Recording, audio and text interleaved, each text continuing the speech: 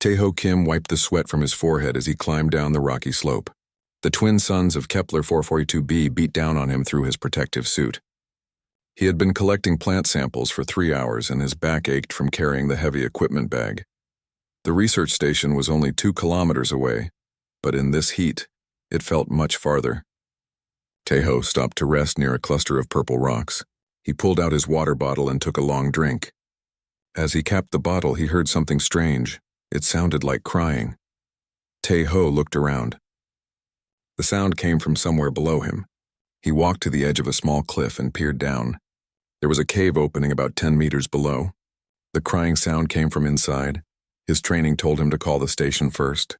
Protocol said no direct contact with unknown life forms, but the sound was so sad, so desperate, it reminded him of the wounded soldiers he used to treat back on Earth. Taeho checked his climbing gear and rappelled down to the cave entrance. The crying grew louder as he approached.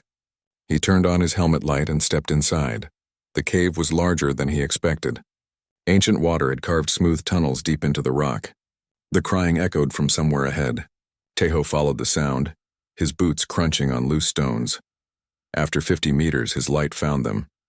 2 creatures huddled against the far wall of the cave. They were about the size of human children, maybe 12 years old. Their skin was covered in smooth scales that shifted color from deep blue to silver. Bright markings along their necks pulsed with soft light. Both creatures were badly hurt. One had a deep gash across its shoulder. The other had burns on its legs. They looked up at Taeho with large, intelligent eyes. Fear and pain filled those eyes, but also something else. Hope. "Hey there," Taeho said softly. He kept his voice calm and gentle.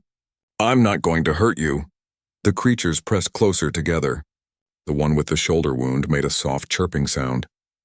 The other responded with similar chirps. They were talking to each other. Taeho slowly removed his medical kit from his bag. He had treated many different species during his years as a combat medic. These creatures were new to him, but wounds were wounds. Pain was universal.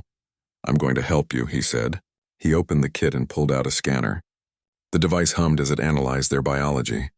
The readout showed their vital signs were weak but stable. The creatures watched as he prepared antiseptic and bandages. When he moved closer, they didn't run. The wounded one even extended its injured shoulder toward him. Taeho worked carefully. Their skin was tougher than human skin, but the antiseptic seemed to work. He cleaned the gash and applied a biosynthetic patch. The creature made soft purring sounds as the pain medication took effect. The second creature had third-degree burns on both legs. Taeho applied cooling gel and wrapped the wounds in special bandages. As he worked, both creatures began to relax. The pulsing lights on their necks grew brighter. "There," Taeho said when he finished. "That should help." One creature reached out and gently touched his gloved hand. Its scales felt warm even through the fabric. The touch seemed deliberate, grateful. Taeho's radio crackled. "Taeho, this is Base. What's your status?" It was Commander Sojin Park. Taeho looked at the 2 creatures. They stared back at him with those intelligent eyes. He knew he should report this immediately, but he also knew what would happen. The military would take over. These creatures would become test subjects. "Base, this is Taeho. Still collecting samples. Everything normal. Copy that. Expected return time? 2 hours. Understood. Base out." Taeho turned off his radio. The creatures had been listening to the conversation. Their head movement suggested they understood he was hiding their existence. He pulled out emergency rations and water. The creatures sniffed the food carefully before trying small bites. They seemed to enjoy the protein bars. Water was more successful. They drank eagerly. As they ate, Taeho studied them more carefully. Their bone structure was similar to mammals, but their organs were arranged differently. Their brains were large for their body size. The bioluminescent markings seemed to respond to their emotions. Right now, the lights pulsed in calm, steady patterns. One creature pointed to itself and made a sound like Kira. The other pointed to itself and said something like Nix. They were giving him their names. "Kira," Taeho repeated, pointing to the first one. "Nix," he said to the second. Both creatures made happy chirping sounds. Taeho pointed to himself. "Taeho." They tried to repeat his name. It came out more like Taeho, but close enough. He smiled behind his helmet visor. Over the next hour, they developed basic communication. Pointing and simple words. Kira and Nix were clearly siblings. They took care of each other and shared everything. Their wounds were healing faster than Taiho expected. Whatever species they belonged to, they had excellent natural healing abilities. But they were also afraid. Every time Taiho moved too quickly, they flinched. When sounds echoed from deeper in the cave system, they pressed against the walls. Something had hurt them badly, something they were still afraid of. As the time to leave approached, Taiho faced a difficult choice. He could report Kira and Nyx to the station. That was protocol. That was safe. But these weren't just animals. They were people. Young people who had been hurt and abandoned. He made his decision. Taiho spent another 30 minutes teaching them basic hiding techniques. He showed them how to cover their bioluminescent markings with mud. He gave them his remaining food and water. He also left them a small communicator set to his personal frequency. "If you need help," he said, tapping the device, "call me." Kira picked up the communicator and examined it carefully. She nodded to show she understood. As Taiho prepared to leave, both creatures touched his hands again. Their scales had shifted to warm golden colors. He didn't need translation to understand. They were saying thank you. The climb back to the surface felt longer than usual. Taiho's mind raced with questions. Where did Kira and Nyx come from? Why were they alone? What had hurt them? He was so lost in thought that he almost missed the ship. It appeared just as he crested the final hill before the research station. A massive shadow passed overhead, blocking out both suns. Taiho looked up and froze. The vessel was enormous, easily 10 times larger than the biggest human ships. Its hull was dark metal that seemed to absorb light. Strange symbols glowed along its sides. As Taiho watched, more ships appeared. Dozens of them filling the sky. His radio exploded with chatter from the base. Unknown vessels approaching. All personnel to emergency stations. Commander, they're not responding to our signals. Sir, there are more ships coming out of hyperspace. Taiho ran toward the station, but his eyes stayed on the alien fleet above. In his heart, he knew these ships were connected to Kira and Nyx somehow. Someone was looking for the 2 young creatures he had just hidden in the cave. Someone was coming to take them back. The question was, friend or foe? The research station buzzed with panic. Alarms wailed as personnel ran to their emergency positions. Taiho burst through the main airlock, still carrying his sample bags. Taiho! Commander Sojin Park called from the command center. Get to the medical bay and prep for casualties. Taiho dropped his samples and ran. Through the windows he could see the alien ships forming a perfect circle around the station. They hung in the sky like dark metal clouds, silent and threatening. In the medical bay, Taiho checked his supplies. Plasma charges, surgical tools, emergency medications. Everything he might need if this first contact went wrong. His hands shook slightly as he worked. Not from fear of the aliens, but from guilt. He should tell Commander Park about Kira and Nyx. These ships were probably looking for them. The intercom crackled. All personnel, this is Commander Park. We're receiving a transmission from the alien vessels. They're trying to establish communication. Taiho's blood went cold. If the aliens could communicate, they would ask about their missing young. What would happen when they discovered 2 humans had found them? He made a decision. Taiho grabbed a portable medical kit and slipped out of the station through the service airlock. Nobody noticed him leave. Everyone was focused on the ships above. The cave was only 20 minutes away if he ran. Taiho pushed himself hard, jumping over rocks and sliding down slopes. His communicator buzzed with messages from the station, but he ignored them. When he reached the cave, he found Kira and Nyx exactly where he left them. They were awake and alert, staring up at the cave ceiling as if they could see through the rock to the ships above. Kira! Nyx, Taiho called softly. Both creatures turned toward him. Their bioluminescent markings were flashing in rapid, complex patterns. They seemed excited and frightened at the same time. Kira pointed upward and made urgent chirping sounds. Nyx joined in, both of them trying to tell him something important. The ships? Taiho asked. Do you know the ships? Kira nodded vigorously. She pointed to herself, then to Nyx, then upward. The meaning was clear. The ships were looking for them. Taiho's communicator buzzed. A new voice came through, speaking accented but clear English. Human station.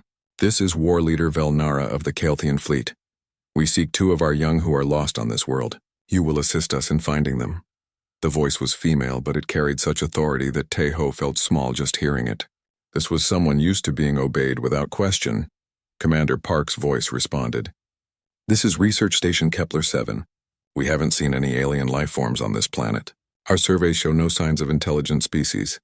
Your surveys are wrong, Velnara said. The temperature of her voice dropped several degrees. Our young are here. We can sense them. You will help us find them, or we will search ourselves. Tejo looked at Kira and Nyx. They were listening to the conversation, and their markings showed fear. Whatever had happened to them, they weren't eager to be found. Commander, Velnara continued, you should know that these young ones are precious to us beyond your understanding. If harm has come to them, your species will learn the meaning of Kelthian justice. The threat was clear. Tejo felt sweat running down his back. He looked at the two creatures he had saved. Their wounds were almost healed now, but their fear remained strong. Kira approached him and placed her small hand on his chest. She looked directly into his eyes and made soft sounds. Somehow he understood. She was asking him to trust her. Commander Park, Tejo said into his communicator. This is Tejo. I need to speak with you privately. Tejo, where are you? You're supposed to be in the medical bay. Sir, I have information about the aliens they're looking for. Silence stretched for long seconds. Then Park's voice returned, tighter now. Get back to base now. Tejo looked at Kira and Nyx one more time. They nodded at him as if giving permission. He had to trust them too. 20 minutes later, Tejo stood in Commander Park's office. Also present were Security Chief Min-Soo Lee and Communications Officer Hai-Wan Choi. All three stared at him with expressions ranging from shock to anger. You found 2 alien children and didn't report it? Park demanded. Do you understand what you've done? I saved their lives, Tejo said quietly. They were dying. That's not the point. Min-Soo Lee stepped forward. First contact protocols exist for a reason. You could have started a war. Look outside, Tejo said. We might have a war anyway. Hai-Wan Choi spoke up. The aliens are getting impatient. This Velnara keeps demanding we produce their young immediately. She's threatening to board the station. Park rubbed his temples. How badly were they injured? Bad deep cuts, burns, signs of trauma. They were hiding in a cave like they were afraid of something. Afraid of what? I don't know. But they're not eager to be found even by their own people. The intercom crackled again. Velnara's voice filled the room, and this time she sounded different. Still authoritative, but with an edge of desperation. Human Commander, I will come aboard your station. Alone if that makes you more comfortable. But I will search for my children personally if you cannot produce them. Park looked at his officers. Can we stop her? Min-Soo Lee shook his head. Sir, their ships could vaporize this station without working up a sweat. If she wants to come aboard, we can't stop her. And if we tried to run? Park asked. They'd catch us before we reached orbit, Hai-Wan said.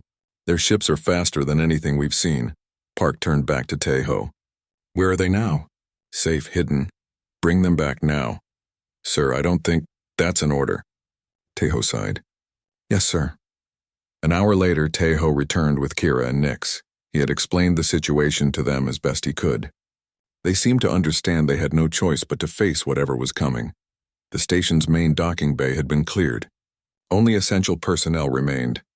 Kira and Nyx stayed close to Tejo, their markings showing nervous patterns of light. The alien shuttle was beautiful and terrifying at the same time. It descended like a falling star, landing with perfect precision. The hull was the same dark metal as the larger ships, but it gleamed with inner light. The airlock opened with a soft hiss. Velnara stepped out, and Tejo forgot how to breathe. She was tall, nearly 7 feet, with the same scaled skin as Kira and Nyx, but marked with intricate patterns that showed her age and status. Her scales shifted from deep gold to silver as she moved. But it was her presence that struck him most. She commanded the room simply by entering it. Her eyes found Kira and Nyx immediately. The fierce expression on her face crumbled into something entirely different. Joy, relief, and overwhelming love flooded her features. My babies, she whispered in her own language. Kira and Nyx looked at each other, then ran toward her. Velnara dropped to her knees and gathered them into her arms. For a moment, the terrifying war leader disappeared, replaced by a mother reunited with her children. The reunion lasted several minutes. Velnara examined their wounds, spoke to them in rapid musical tones, and held them as if she would never let go. Finally, she looked up at the humans watching this scene. Her eyes found Tejo and stayed there. You, she said, you are the one who healed them. Teho stepped forward. Yes, ma'am. Velnara rose to her full height. Kira and Nick stayed pressed against her sides, but they watched Teho with bright, affectionate eyes. They tell me you found them dying. They tell me you risked your position to save them. They tell me you gave them food and water and taught them to hide. Is this true? Yes, ma'am. Velnara studied him for a long moment. Then she did something unexpected. She bowed her head slightly. In our culture, she said, anyone who saves the life of another's offspring creates a bond that cannot be broken. You have saved not just their bodies, but their spirits.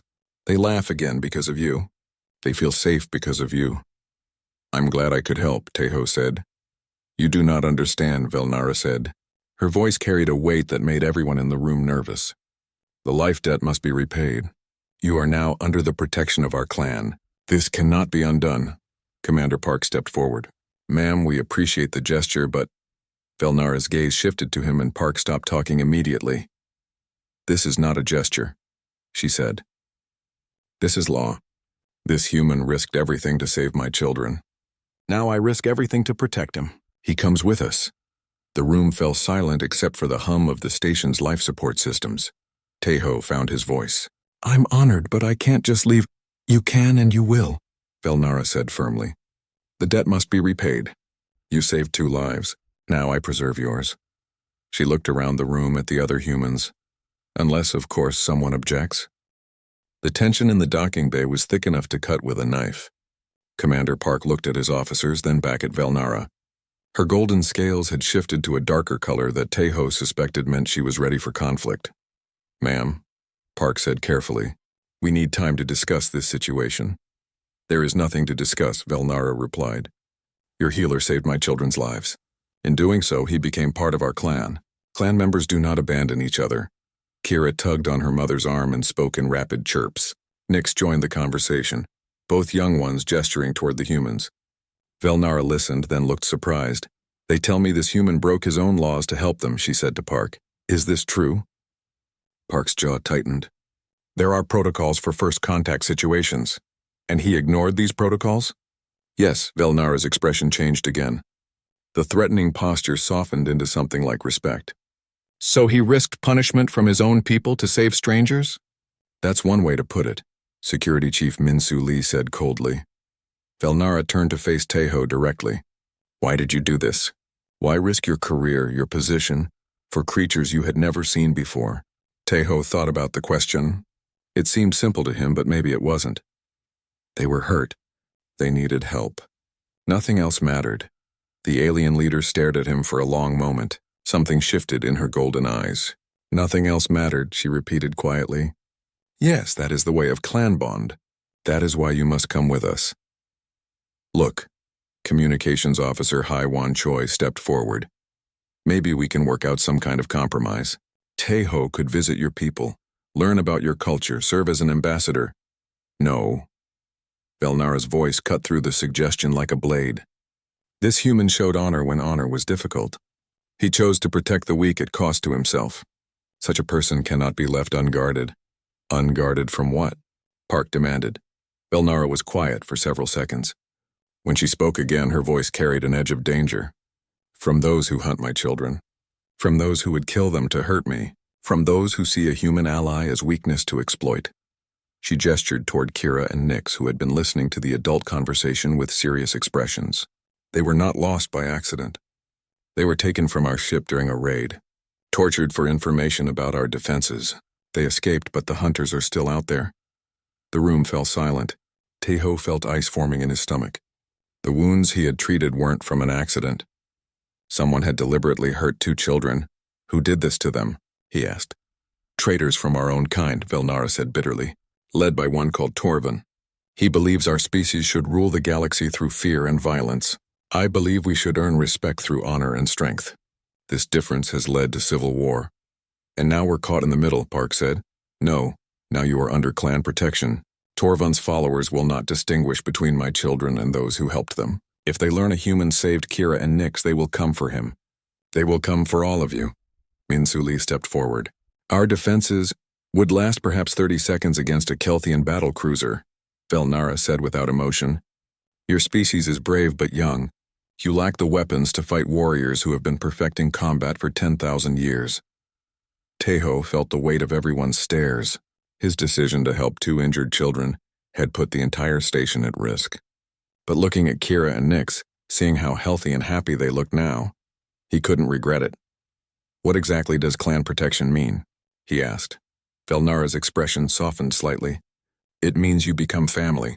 It means I defend you as I defend my own children. It means you have a voice in our decisions and we have responsibility for your welfare. And I have to leave Earth space to get this protection? For now, yes.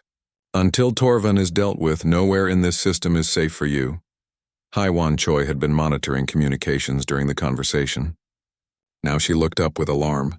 "Commander, I'm reading energy signatures at the edge of the system. Multiple ships dropping out of hyperspace." Velnara's head snapped toward her. "How many?" "At least 20. Configuration unknown." The Kelthian leader's scales shifted to a deep, angry red. "Torvan, he found us faster than expected. How?" Park demanded. "The same way we found you. Energy signatures from the search. He was monitoring our communications." She turned to her children and spoke rapidly in their language. Both Kira and Nyx nodded and moved to stand behind her. "Commander," Velnara said to Park, "you must evacuate your station immediately. Take your people to your ships and flee this system." "We only have 2 research vessels," Minsu Lee said. "They're not equipped for combat. They don't need to be." "Torvan wants my children, not your people." "But if you stay here, you will be caught in the battle." "What about Tai Ho?" Park asked. "He comes with me." "It's the only way to keep him alive." Alarms began sounding throughout the station. Haiwan's console lit up with incoming data. "Commander, the unknown ships are advancing toward us. ETA approximately 2 hours. Park looked at his officers, then at Tejo. "It's your choice, son. But decide quickly." Tejo looked around the room. These people had been his colleagues for 2 years. They were good people doing important work. But Kira and Nyx were looking at him with hope in their large eyes. They had already lost so much. They needed someone they trusted nearby, and truthfully, the idea of learning about Kelthian culture fascinated him. These people had been spacefaring for millennia. What could he learn from them? What could he teach them in return? "I'll go," he said quietly. Park nodded grimly. "Then Godspeed, Tejo. Send word when you can." "I will." Velnara gestured toward her shuttle. "We must leave immediately. My fleet will cover the evacuation, but Torvan's forces are strong." As they moved toward the airlock, Kira and Nyx flanked Tejo on both sides. They chattered excitedly in their own language, clearly happy that he was coming with them. Their joy made the difficult decision feel right. "Velnara," Tejo said as they reached the shuttle, "why is this clan bond so important to you?" She paused at the entrance to her ship. "Among my people we have a saying, the pack survives through the strength of each member. You proved your strength when you chose to help instead of walking away. You chose to heal instead of harm. You chose to protect instead of report." She looked back at the research station where humans were running to evacuation positions. "But there is another reason," she said more quietly. "Kira and Nyx have not laughed or played since their capture. In one day with you, they became children again instead of traumatized victims. You gave them back their childhood.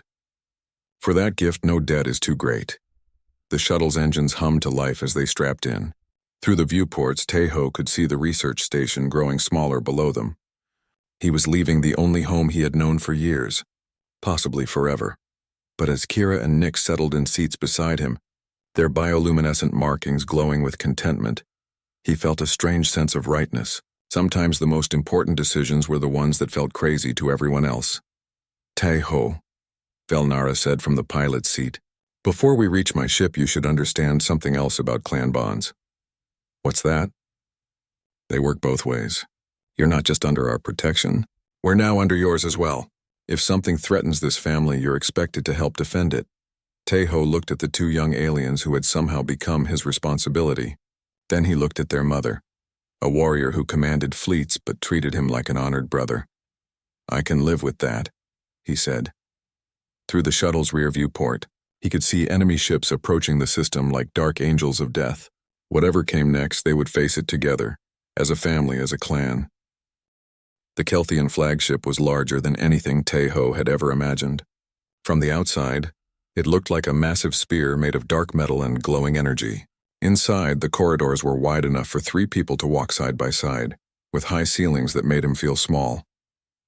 Velnara led him through the ship while Kira and Nyx ran ahead, clearly excited to be home.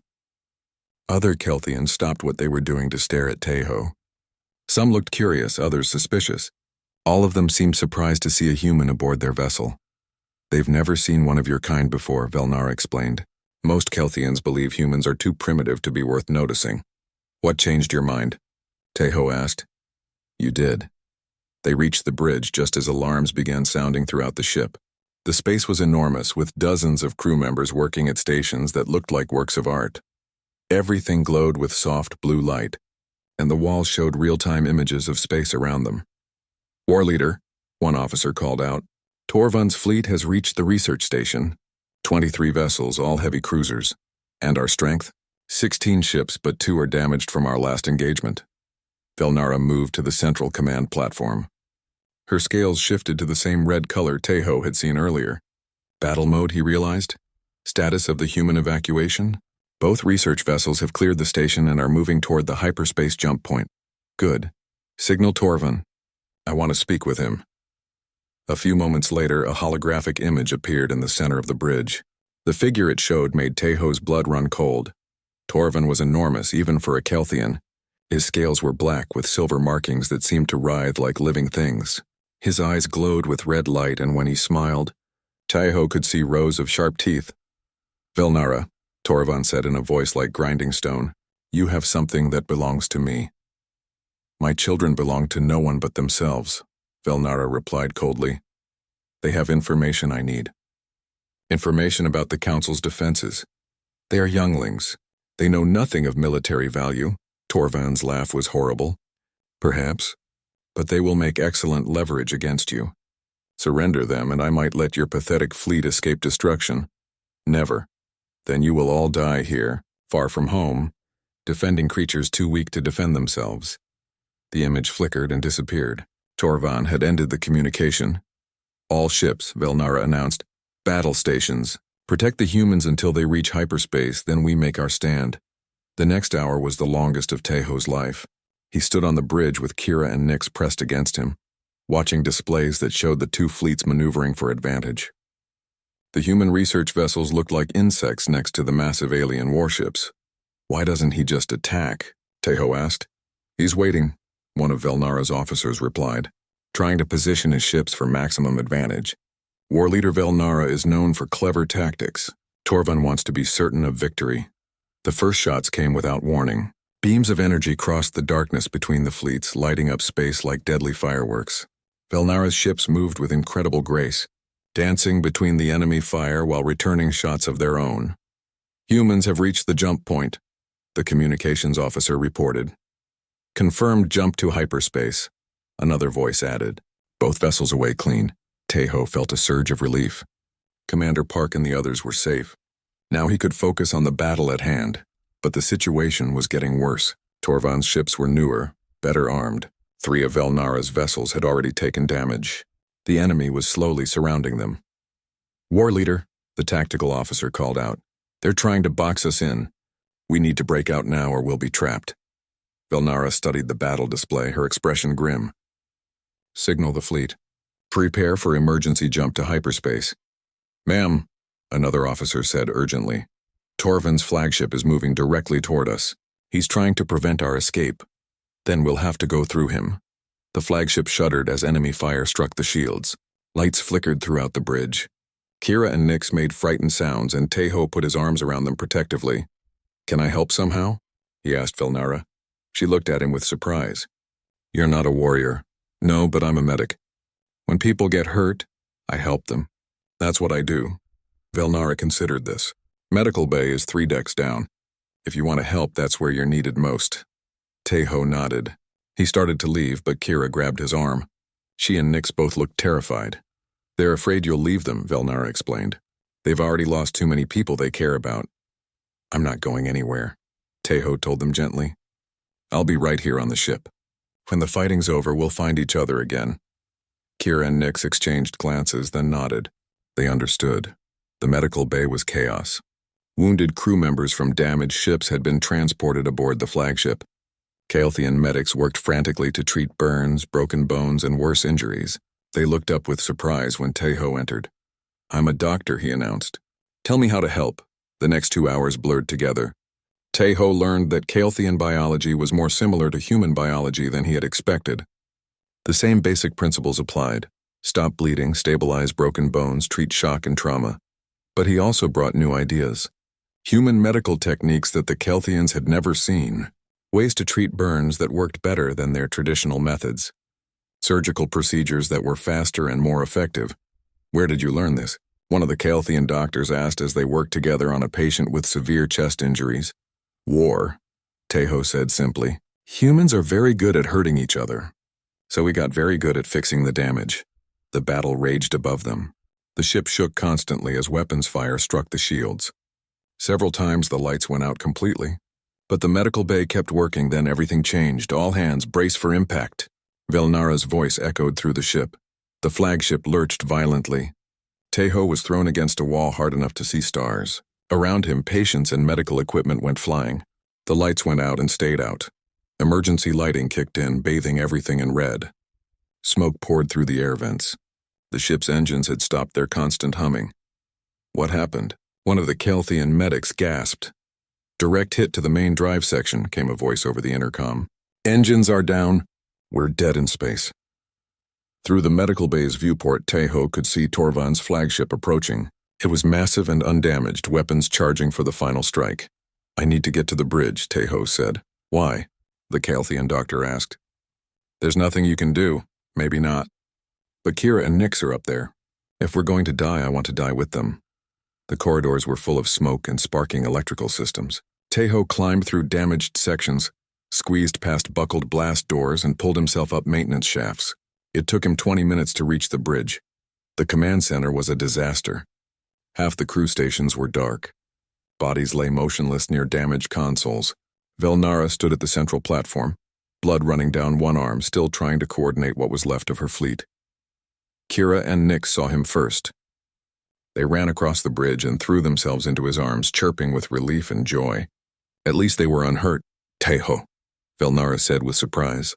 "You should have stayed in the medical bay." "Couldn't do that," he replied. "We're family, remember? Family doesn't abandon each other." Despite everything, Velnara smiled. "Yes, that's exactly right." Through the main screen, they could see Torvan's ship filling their view. Weapon ports glowed with deadly energy. "He's hailing us," the communications officer reported. On screen, Torvan appeared again, but now his expression was triumphant. "Velnara, your fleet is broken.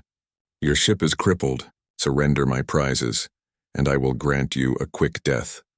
"Go to hell," Velnara replied in English, a phrase she had obviously learned from the humans. Torvan's eyes narrowed. "Then you will all die slowly." The screen went dark. Weapon systems on the enemy flagship began charging to full power. That's when Teho got an idea.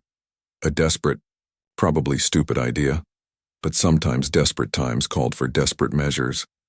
"Velnara," he said urgently, "do you trust me?" She looked at him with confusion. "Of course. Then give me an open communication channel to all the ships in this system.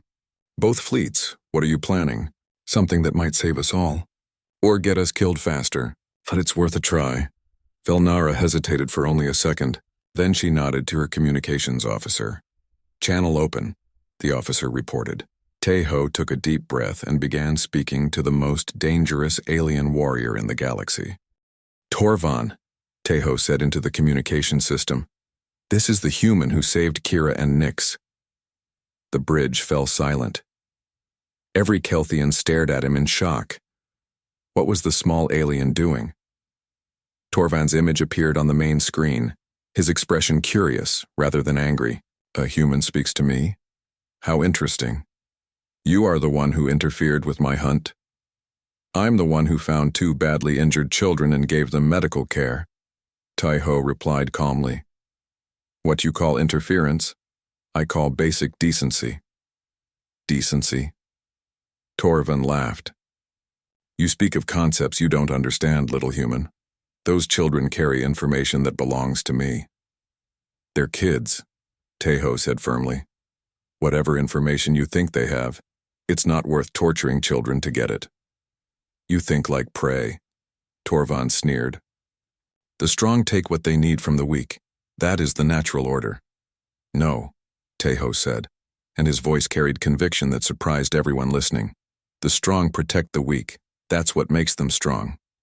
Around the bridge, Kaelthian crew members exchanged glances. Even through the translation systems, Tejo's words carried weight.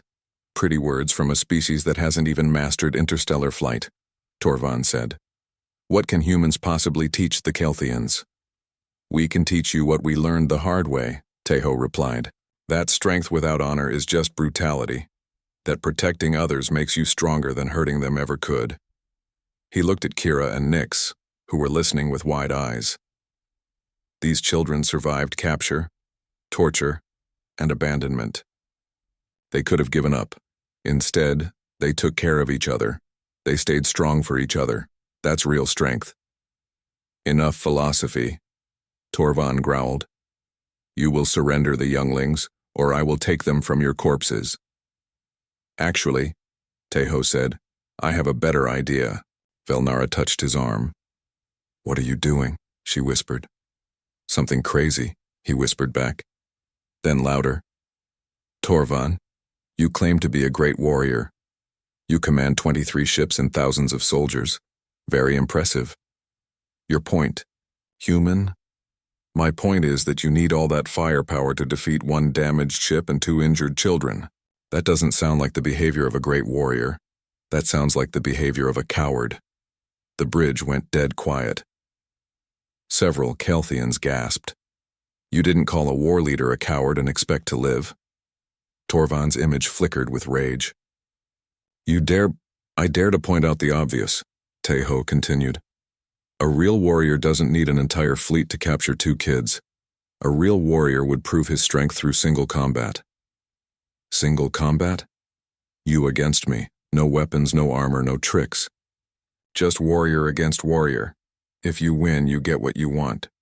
If I win, you leave this system and never bother these children again. The silence stretched for long seconds. Then Torvan began laughing. You? A soft human who plays with medical instruments fight me? Unless you're afraid, Tejo said simply. The laughter stopped. Torvan's eyes glowed with dangerous light. I have killed Kaelthian champions in single combat. I have crushed the strongest warriors of a dozen species. What makes you think you can survive even a minute against me? Maybe I can't, Tejo admitted, but I have something you don't understand. I have something worth fighting for. He looked around the bridge at Velnara and her crew, then down at Kira and Nyx. I have family. Torvan stared at him for a long moment. You would die for creatures not even of your own species? Yes. And you believe this will give you strength? I know it will.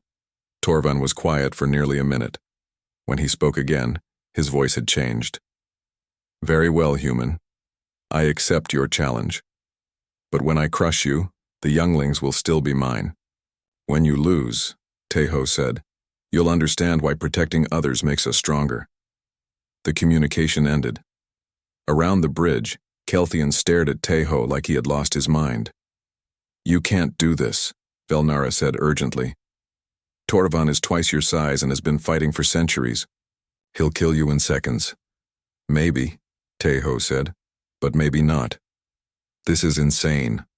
This is family, Tejo corrected. You said clan members protect each other. Well, I'm protecting my clan. Kira and Nyx pressed against him, making worried sounds. They understood what he was planning to do. I know, he told them gently. I'm scared too. But sometimes being scared doesn't matter. Sometimes you do what needs to be done anyway. 2 hours later, they met in the cargo bay of Torvan's flagship. The space had been cleared to create an arena. Warriors from both fleets watched from elevated platforms. The rules were simple: no weapons, no armor. Fight until one combatant could no longer continue. Torvan entered the arena like a force of nature. He was 8 feet tall and covered in muscle. His black scales gleamed like metal, and his claws could tear through steel. He moved with the deadly grace of a predator who had never known defeat. Tejo looked small and fragile by comparison. He wore simple clothes and had no natural weapons except his intelligence and determination. But as he walked to the center of the arena, his steps were steady. "Last chance, human," Torvin called out. "Surrender now, and I'll make your death quick." "Not happening," Teho replied. The fight began. Torvin attacked immediately, moving faster than something his size should be able to move. His claws whistled through the air where Teho's head had been a split second before. But Teho wasn't there. He had rolled aside and come up near Torvin's legs. He couldn't match the alien's strength, but he was smaller and more agile. For 5 minutes, it was a deadly dance. Torvin attacked with brutal power, and Teho evaded with desperate speed. The human couldn't hurt his opponent, but he could avoid being hurt. Barely. Then Torvin's claws raked across Teho's ribs, tearing through fabric and flesh. Blood flowed freely as Teho stumbled. "Now you die," Torvin growled, moving in for the killing blow. That's when something unexpected happened. From the observation platforms, voices began shouting. Not just Velnara's warriors, but some of Torvin's own troops. They were cheering for the human, the small alien who couldn't possibly win but refused to give up. The healer who had risked everything to save 2 children, the warrior who fought not for conquest but for love. Torvin hesitated, confused by his own soldiers' reactions.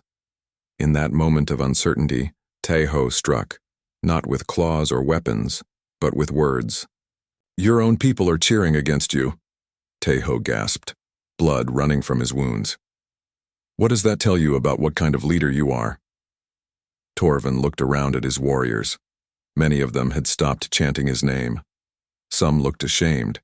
"I fight for what I believe in," Teho continued, struggling to stay upright. "What do you fight for? Fear? Power? Control?" "I fight for strength," Torvin roared. "No," Teho said quietly. "You fight because you're afraid. Afraid that without violence no one would follow you. Afraid that without fear you'd have no power. I am not afraid. Then prove it. Show mercy. Show real strength by choosing not to kill." Torvin raised his claws for the final strike. Then he looked around the arena again, at his own warriors, watching with doubt in their eyes, at Velnara's people, standing in solidarity with a human who had shown them what true courage looked like, at Kira and Nyx, watching with tears in their eyes but faith in their hearts. Torvin's claws stopped inches from Teho's throat. "You would have died for them," he said quietly. "Yes. Even knowing you could not win."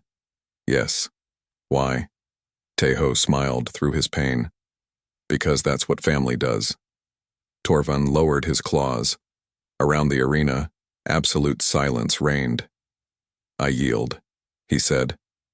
The words echoed in the vast space. Torvin, the unconquerable war leader, had surrendered to a wounded human who could barely stand. "I yield," he said again, louder. "The human has shown me something I had forgotten. There is strength in protection as well as destruction. There is power in love as well as fear." He looked directly at Kira and Nyx. "You are free, younglings, and you," he said to Teho, "have earned the respect of one who thought your species had nothing to teach mine." 6 months later, Teho stood in a medical facility on the Kelthian homeworld. He was training young Kelthian healers in human medical techniques while learning their advanced methods in return. Through the window, he could see Kira and Nyx playing with other younglings in a garden. They had grown taller and stronger, but they still ran to greet him every evening when his work was done. Velnara approached from behind. "How are your students progressing?" "Very well. Kelthian medicine is already advanced. Adding human techniques just gives them more options." "And your own progress?" Teho smiled. "I never imagined I'd be living on an alien world, teaching alien doctors how to save lives. It's the best job I've ever had." "The council has approved your proposal for the exchange program," Velnara said. "Next month, the first group of human doctors will arrive to study here. In return, our healers will visit Earth to share their knowledge." "Really? That's wonderful." "It was your idea, and Torvin supported it in the council vote." Teho looked surprised. "Torvin? He has changed much since your fight. He now leads our exploration division seeking new worlds through cooperation rather than conquest. He says a human taught him that strength comes from building up rather than tearing down. Through the window, Kira and Nix had noticed them talking. They waved enthusiastically, their bioluminescent markings flashing in patterns that Tejo now knew meant love and family.